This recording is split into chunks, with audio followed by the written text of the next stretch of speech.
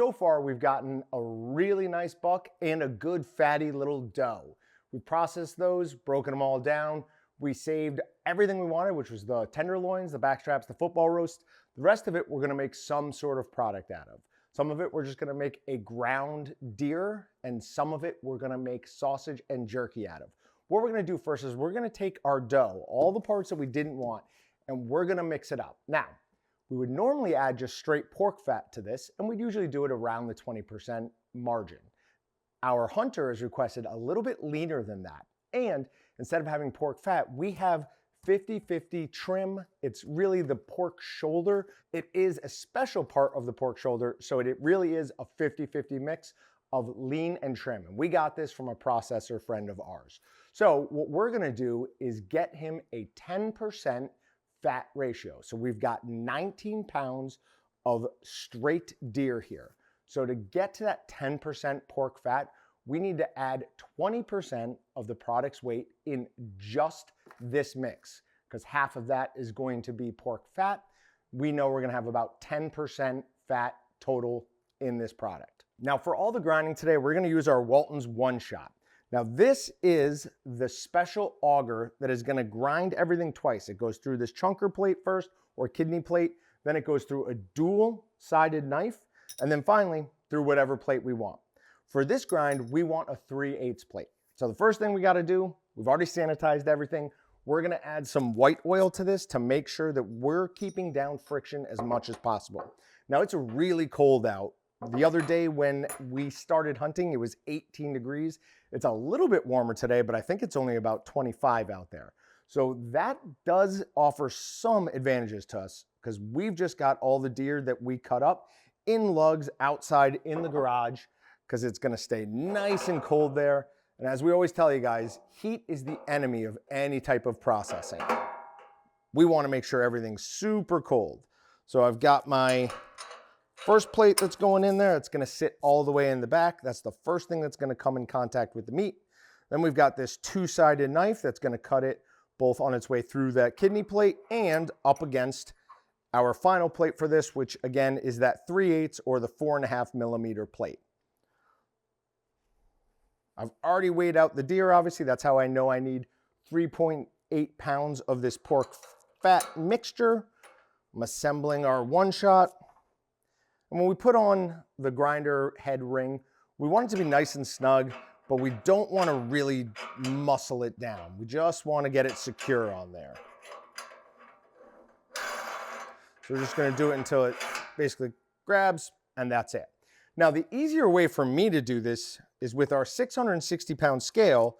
What I'll do is I will take all of the pork fat that I have to choose from, and I'm just gonna use it until I'm negative 3.8. So I'm gonna tear it one more time to get us down to 0, and we will be good to just take 3.8 pounds out of that. So I've got our Walton 660-pound scale here. And like I said, I'm just gonna transfer over enough meat until it says I have 3.8 pounds. That's 4.2. Find a small piece. And we're now perfect 3.8. We're gonna go a couple of pieces of deer. And we're gonna find one of those pieces of pork.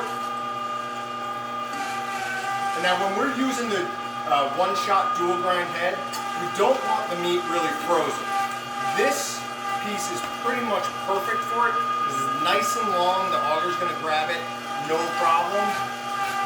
And it's got some rigidity to it, but not frozen.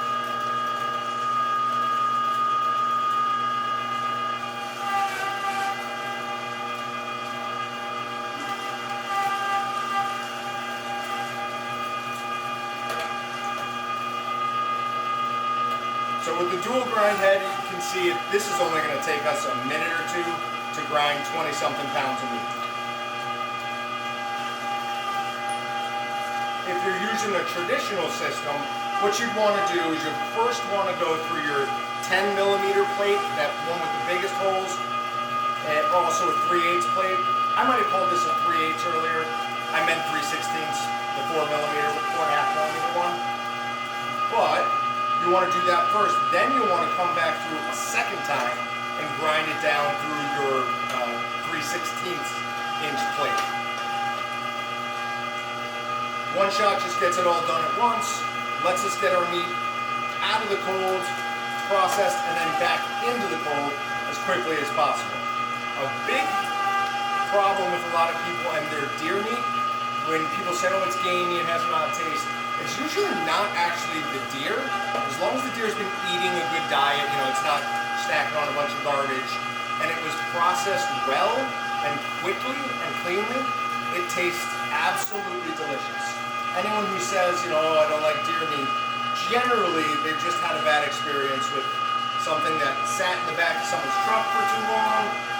They didn't have a good shot on it, so it had a lot of stress, so it ran after it was shot for a long time, or something like that. In general, deer meat should be absolutely delicious. And we've got a couple of pieces here that are just a little bit bigger than what I like to grind, so I'm going to pause for a few seconds here and just cut a couple of those pieces down a little. Definitely not that knife, but I've already touched it with dirty hands, so in the sink it goes. Stephen will go find me a knife. As he does that, I will continue grinding, just the smaller pieces.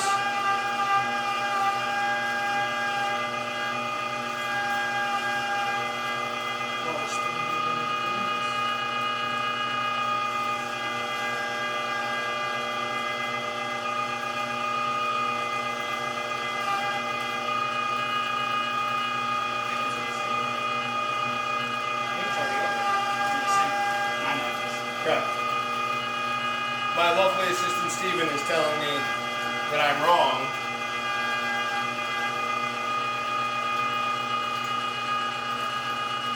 Which faithful viewers of Meatgistics content will know is not likely. It was right here. So that doesn't seem right. So a couple of these pieces probably could have fit down there, and honestly, if we had a stomper, it would have been fairly easy to get them down there, but we're just going to take a couple extra seconds here, cut them up into pieces, just easier for this grinder to handle. This is our 22 model, and this is the 22 one-shot grinder head. We now have it in both based on a 12 head and a 22 head. The 12 head still works great. It is about 15% slower than the 22 head, or a better way to say that would be the 22 head's about 15-ish% faster. So if you have a 22 or a 32 and you want to get through your grinding just a little bit quicker, that larger one shot probably is worth doing. It does not work with the number 12. If you have the number 12 grinder, you need to stick with your number 12 one shot.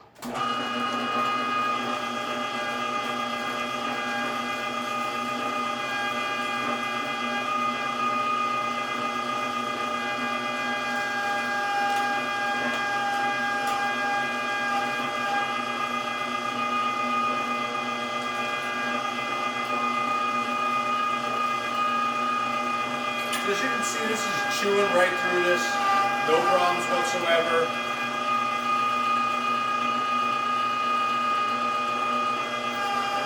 And I generally like to put enough down there just until it clears. So when I look down there, I see the auger spinning, and then I add some more. With the one shot, we definitely don't want to be stuffing a bunch down there, because we're already creating some back pressure here by grinding twice in a single pass. So we just don't want to increase that stress on the meat at all.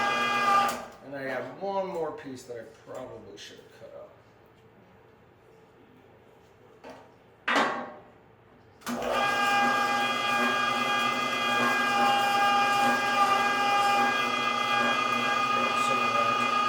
Deer. We're just going to do a last pass with a little bit of deer we already ground. This way we're just going to ensure that everything has been ground at least once that's in here. And we'll see that it's done once the meat stops moving through cleanly and quickly. All right, so there we go. We've got our ground mixed product. We're just going to do a very light swirl through it basically with our hands to break up those little pieces of pork fat and try and make sure that we've got an even distribution, but we don't want to ruin his nice chunky grind, so we're definitely going to be very careful as we move our hands through this.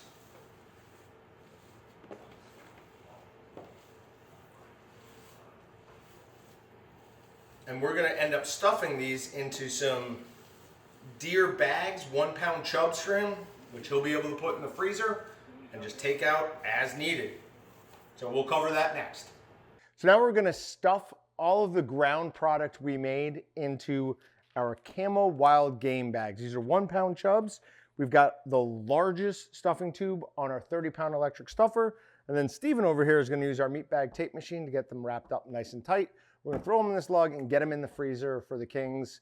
Since they were so nice to let us use their deer in their place, we're gonna do them a couple of solids.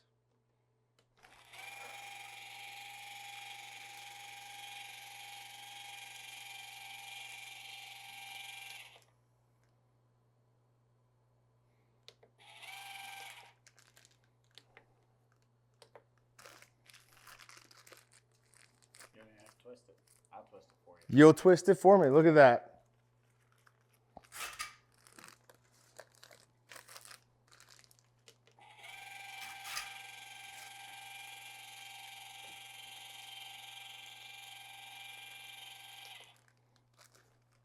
Probably overfilled that one slightly. Don't even have to twist it. Nope. Just got to get used to not having to do it.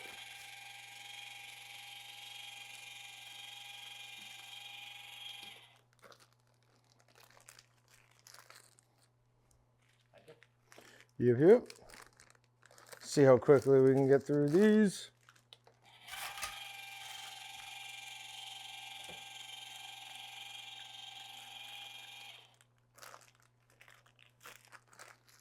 Whoop.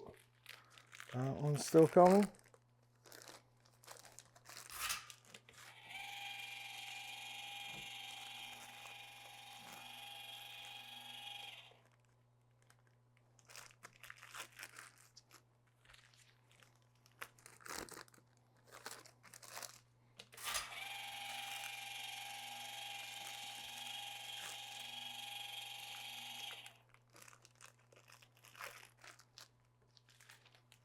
Look at this teamwork. Two-man job on this does make it quite a bit faster. Teamwork makes the dream work.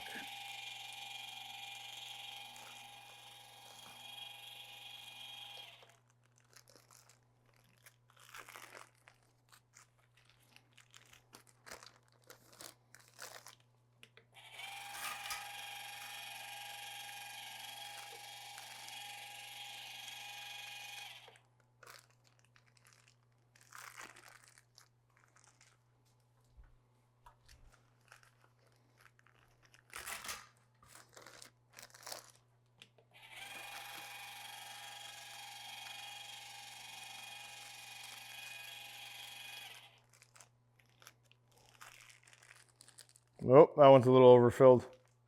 That one might be 1 1/4 pounds. Good for hamburger helper. I think this does just fine all by itself. I don't know why they call this hamburger helper, Clark.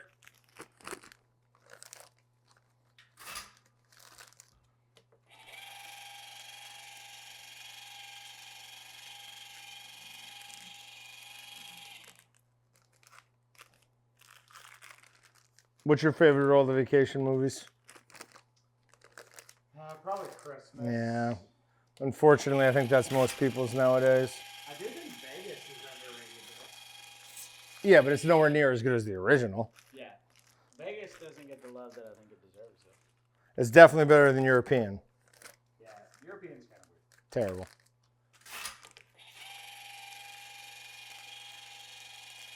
You ever watch Community? Oh my God, dude. I love that show. Chevy Chase is still a stud. Yeah, they all hated him. On the show? Uh-huh. I don't care. Joe McHale says that they had plans like on how to fight him and that it happened numerous times. Like they'd have to physically get in altercations with him. Well, I think Joe McHale's overrated. He might be overrated, but not in that show. Oh, come on. Troy and Abed in the morning. I have a coffee cup on. Is that it? That's it for that. How are we gonna get the rest of that into a bag? So we're making the bratwurst for them now, and we're gonna do 10-pound batches. We've got 6 different 10-pound batches to do, so we need to divide out the correct amount of seasoning for each one of those batches. Easiest way to do that is to take the weight of the seasoning and divide it by the batch size. This is Hatch Green Chili, and for this, it's 0.9 pounds for 25 pounds of seasoning. So we're gonna divide 0.9 by 25. That's gonna give us the amount of seasoning we need per pound. Then we're gonna multiply that by 10, which is our desired batch size. And then we're gonna multiply that by 16 to get the number of ounces we need. We're then gonna mix that in. We're gonna get it stuffed, and we're gonna get them some delicious bratwurst. Or you can just go to waltons.com and use our seasoning calculator, which is on every seasoning page. Put in how much seasoning you're using. It'll give you the amount of seasoning you need, plus any additives that we recommend for that product. So take 3. One of the things that we don't do a lot of, but a lot of people do, and for good reason, is use vac bags on a stuffer. So anytime we're trying to put ground meat in one of these bags, one of our challenges is gonna be we're gonna get some residue up near the top where we're trying to get a good seal. That's gonna make it difficult and could even destroy our seal. So instead, we just take a vac bag, we put it over the largest stuffing horn we can get. This is our 30-pound electric stuffer. We just start filling it. We put 1 pound, 2 pounds, whatever we want in there. Stop it just a little bit earlier. Let that excess pressure from the piston bleed off. Pull it out, and we've got a perfectly clean top of the bag where we can seal it, and we're gonna have great mild Italian sausage, breakfast sausage, whatever you want, out of your freezer every time. Okay. Now, while everyone's out dealing with the last couple of deer we brought in, I thought I'd show you guys what stuffing bratwurst on our 30-pound electric stuffer looks like into 30-millimeter fresh collagen casings. So this is at its top speed. I'm just sitting here. It's coming off nice and quick, definitely faster than most people can do it on a manual stuffer. And this has a very minimal amount of water. This is deer, so it's not just pork. It's a little bit thicker of a meat, a little bit denser. And this is the bottom of our second 10-pound batch. We're gonna do three more 10-pound batches. And with the electric stuffer, you can just get it done really fast. We've got nice, even stuffing throughout. We're just gonna lay them all out here, and we'll show you guys what it looks like when we're all done. I think we're just about to hit the bottom of that. Yep, there we go. It's gonna stop, kick in its auto reverse. When it does the auto reverse, it just automatically puts it at its top speed. There's no reason to do a slow reverse, right? We just want it up as quick as possible. So we've got some delicious deer andouille here, and we're getting closer and closer to done. So that was it pulling the rest of that casing into the stuffing tube from just the reverse pressure of that, the negative pressure up there. So that's it. So we're gonna finish up mixing and get it ready to stuff on all of our venison snack sticks. So we've got Willie's here, we've got 10 pounds. We measured everything out, it's already in there. We've got the cheese in there. We've got everything but Sure-Gel. So we added a good amount of water, and we're gonna make sure we get a really good bind on this. The reasoning for that, especially with deer when we've added pork fat, we wanna make sure that we get that deer super sticky so that it envelops all those little fat pieces. Because if we don't do that, what's gonna happen is that deer fat's gonna melt, it's gonna push to the side of the casing, and it's either gonna get caught between your casing and your meat, and that's gonna give you a greasy feeling, and that casing's gonna separate from the meat, or even worse in my mind, it's gonna leak down out of the sausage, and you're gonna be left with a dry, crumbly, and not very flavorful sausage. So make sure that you're getting really good protein extraction. Once I get that, we'll make sure that we show you what that looks like. It is going to be significant how stretchy and sticky this meat is gonna get before we put it in our electric stuffer. All right, so when we were talking about protein extraction, this is what I'm referring to.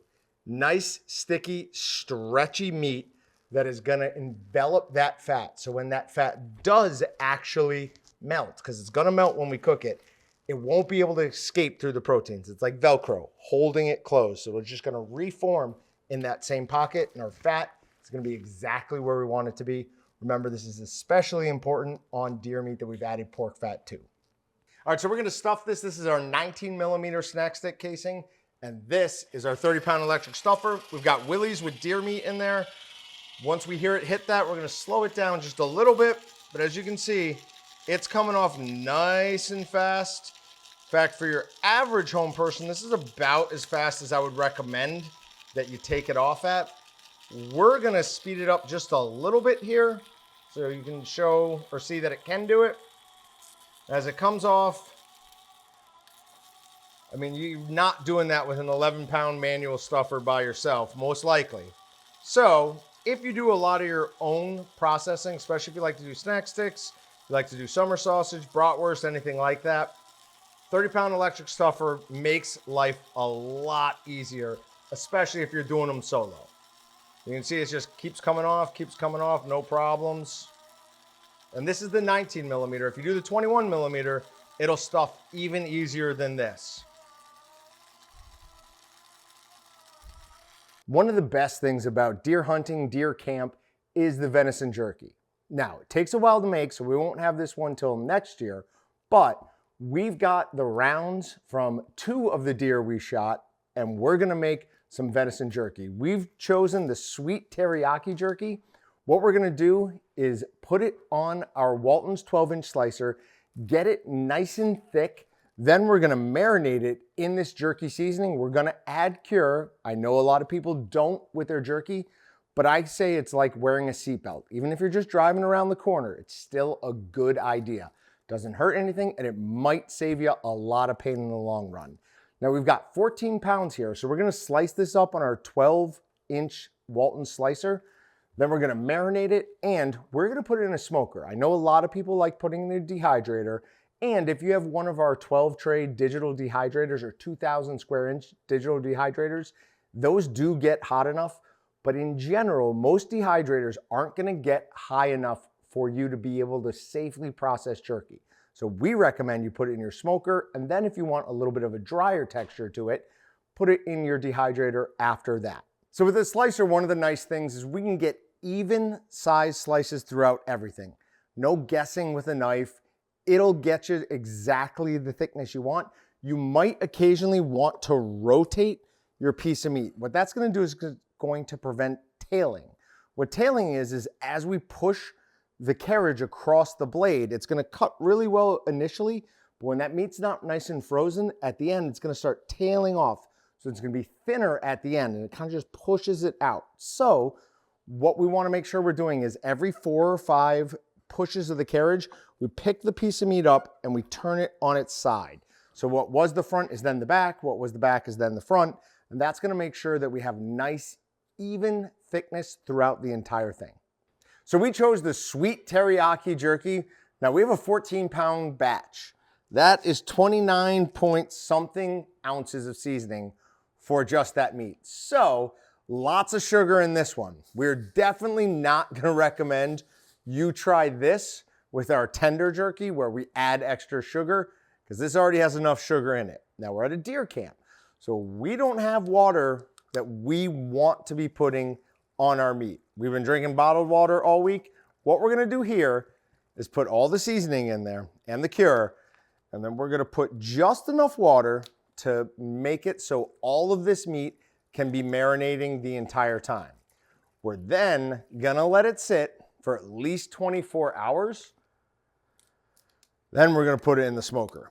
Now, if you have a tumbler at home, you can skip this step. You can actually go ahead and just put it in the tumbler and then go right to the smoker, dehydrator, oven, whatever you wanna do. But without any tumbler, you need to let it sit for at least 24 hours. Otherwise, it's basically like putting ketchup on French fries. Yeah, the taste is there, but it's not imparted into it. You want this jerky seasoning to impart into the meat. So we have a meat lug here. We're gonna take this out, we're gonna squish it all up, we're gonna get as much air out of it as we possibly can. And we're gonna tie it up, and we're gonna leave it somewhere where all of the meat is covered with water. That's gonna make sure that all of that flavor, all of that sweet teriyaki jerky flavor that we're looking for out of our venison sausage is going to make its, or venison jerky is going to make its way into the jerky.